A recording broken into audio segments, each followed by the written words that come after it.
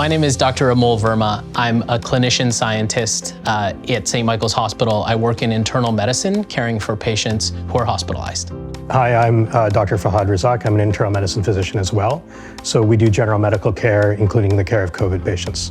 Growing up, the first thing I wanted to be was a garbage truck driver because it looked very fun to hang off the back of the truck. When I was growing up, my dad was an engineer, and I wanted to be an engineer, and actually, I went into engineering before I went into medicine.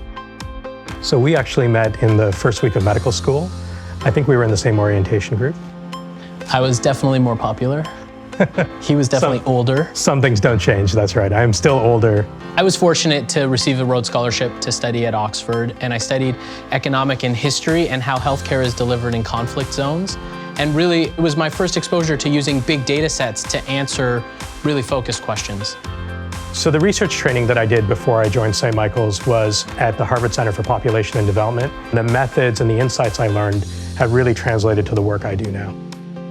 My favorite way to unwind at the end of the day is to watch the Toronto Raptors win an NBA championship. After I leave hospital, we have 2 young toddlers, so the next many hours of my life is involved with the joy of caring for them. He just made me look like a terrible father. When I joined St. Michael's as a staff physician, one of the things that was really striking is, although we were all very philosophically interested in improving quality of care, there was very little data to support that. How can we improve something if we don't know what to improve? Every day in healthcare, we generate billions of pieces of information. And our project really is about using that data to improve the care of COVID patients, but also all the other patients affected by the COVID pandemic. We have a unique opportunity to generate evidence about how best to care for COVID patients.